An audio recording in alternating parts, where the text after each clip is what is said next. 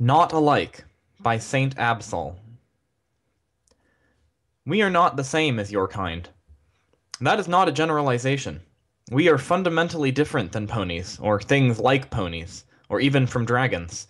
Truly, we're closer to the Wendigos than anything else in Equestria. We feed on what they feed on, the emotions of ponies.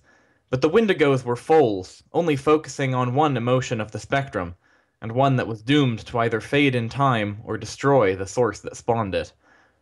No, we are not the same as them. Just because we prefer to feed on love does not mean it is the only thing we feed upon. We can feed on friendship, affection, appreciation. I've even sampled happiness. Positive emotions are much more abundant food source and more stable than hatred. Yes, I referred to myself and not the hive as a whole. We have individuality. We have personality. There is more to us than just the mind of the queen guiding our every move as though we are an extension of her. We are organized, that is true. It sometimes appears as though we move with one mind, but ponies can do the same thing with enough training. And we have been raised since birth to move and swarm with efficiency. How could we not excel at it? Yes, we are raised to fight. We have to be raised to fight. Our disguises will not always be enough to hide us from ponies who grow suspicious. We need to be able to defend ourselves and our hive. We are many, that is true, but ponies are many as well.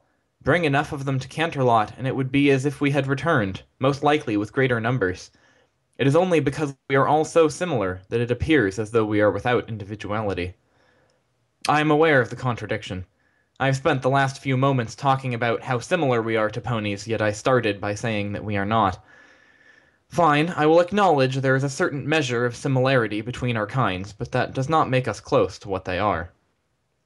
You will hear others, ones who are stupid, talk about how we were mistreated, how the princesses kicked out things that they could have helped. They do not understand the differences that lie between us. I will not lie, we still live among ponies. We have for so long that even we no longer remember where we come from. Her Majesty may know, but we do not ask. She has more important things to worry about than our petty questions.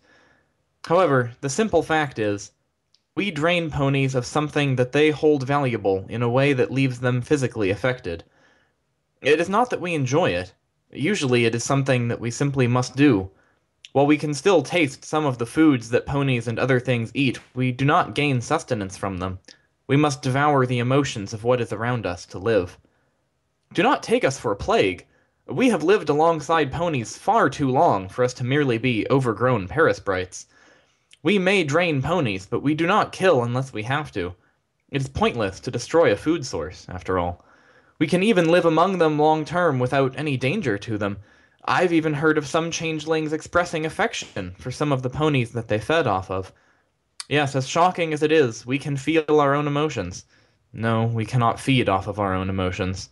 Some have tried, in an effort to stop hurting the ones they've come to appreciate. It did not end well for them. I am aware that our queen is cruel. All of us are.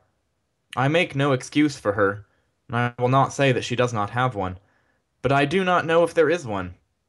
She has never taken out her cruelty on us, only on non-changelings. Maybe she just hates that which is not us.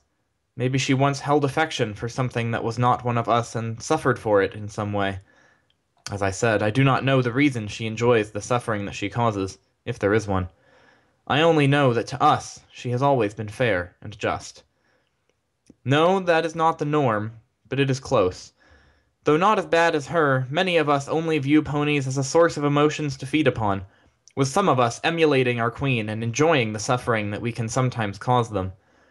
The ones I mentioned that feel affection for a pony are the very small exception to a very widespread rule. And before you question, I am not one of them. I do not hold any hatred for ponies in my being, nor do I feel affection for any one pony. I am merely accepting that you are something different than me, and that is unchangeable. The simple truth is that we are predators, though what we hunt is emotion instead of another animal. Ponies are, for lack of a better term for it, our prey. There is no other way to phrase it. It is the relationship between our two species, and there is no amount of magic in the world that can change that. That is what makes us so different. We are predator, you are prey. That is why all who claim we were treated unfairly are stupid. What those two ponies did to us was simply prey defending from a predator. It is as natural as what we do to capture you to feed. As you can see by my presence here, it did not destroy us. We are still around Equestria, and we will continue to feed as we always have done. We will just not attempt another takeover like what we foolishly decided to do in Canterlot. It was not a smart move, and even the Queen is admitting it now. She's also fuming over the fact that she was defeated by the very thing that she was feeding upon, seeking for some sort of spell that she could somehow use to emulate the strength of the spell that beat her. Some of those ones that feel affection for ponies have said that it isn't a spell that the alicorn performed on the unicorn, that it was the love itself that let them do that. I cannot say I understand their meaning, but I can say that, having fed on love many times, I have felt how strong it can be between two ponies. So, there may be something to their words. The end.